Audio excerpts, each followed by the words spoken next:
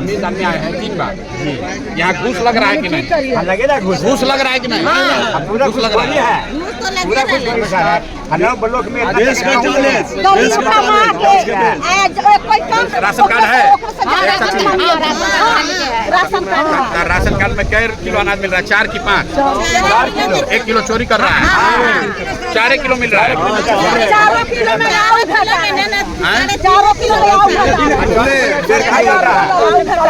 3.5 kilo.